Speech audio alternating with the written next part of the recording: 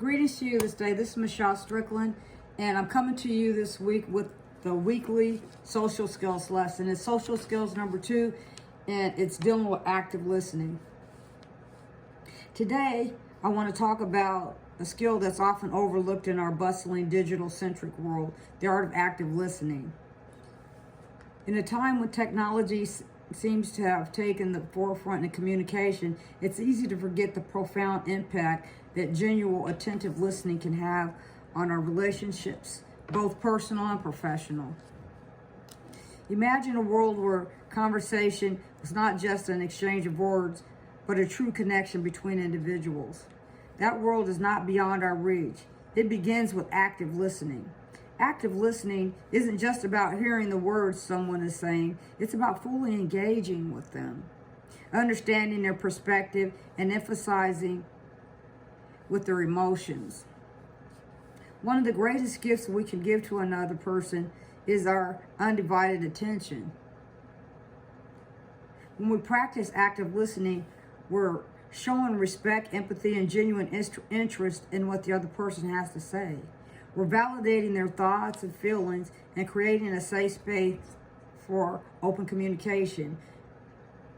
Whether it's a friend sharing their struggles, a colleague presenting an idea, or a loved one expressing their joys, active listening fosters deeper connections and stronger relationships.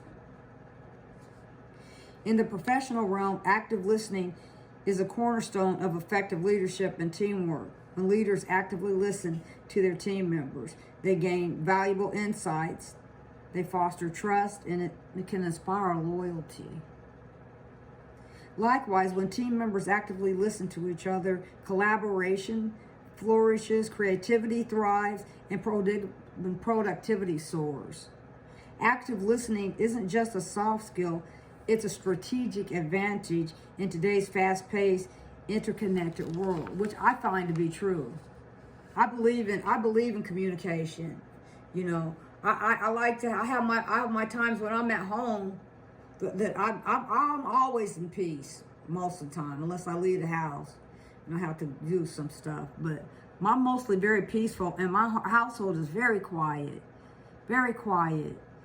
you know, and I'm just really blessed. I'm really blessed. But I try to give back in my own way, and I believe that connecting with other cultures is very important. That doesn't mean if you don't feel like you want to intermarry, that's on you for that. But we need to still be able to talk to and get along with different cultures on this earth, because we're all sharing the same earth together. So we got to change our perspectives about stuff and stop being so isolationist. And I know a lot of people aren't going to agree with that, and I understand that. But it's one thing to live apart, and that's okay. I get that. But somebody else might have something you need, you know.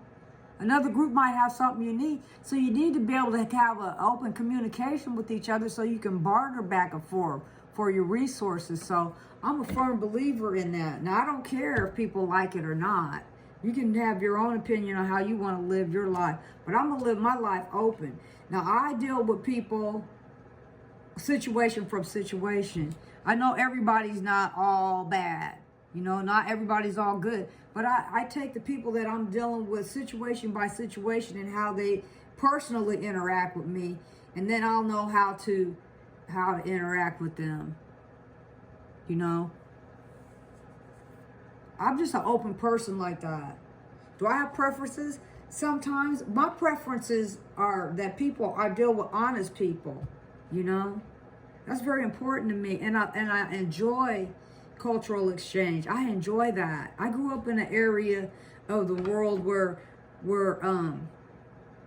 they embraced other cultures, you know, from way back. And as long as you were respectable, they respected you, you know. But when you move away from situations like that and you see how the world really is, where everybody is so divided in everything they do, it just causes so much division. And with division, it's a lot of problems that's associated with that, you know.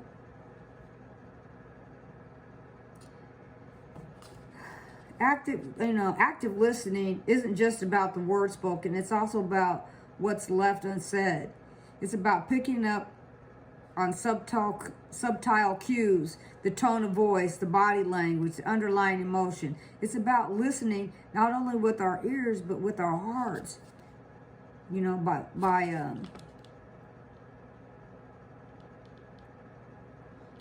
able to notice the different little nuances that somebody might display.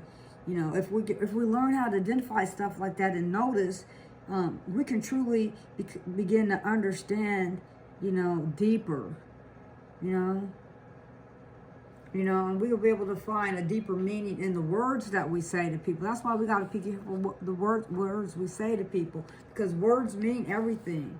We got to be really, careful about how we respond, and try to respond with compassion and give some insight whenever you can. I know it's not always possible. Sometimes we got to be real abrupt with people, and I get that.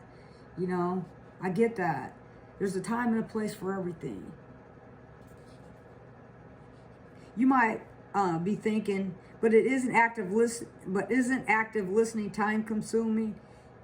Isn't it easier to just to nod along and wait for our turn to speak? There are a lot of people that do that. They'll just be looking at your face and then didn't hear anything you said. Wake up. While it's true that active listening requires time and effort, the rewards far outweigh the investment. Does it take time to just hear somebody? I talk to people all the time. They just be like,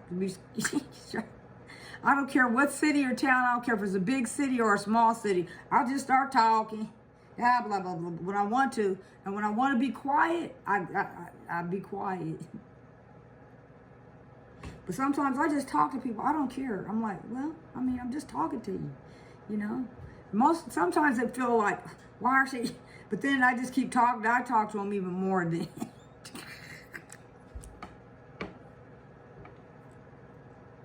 We end up being best friends by the time we get to wherever we're going, if we're in line somewhere.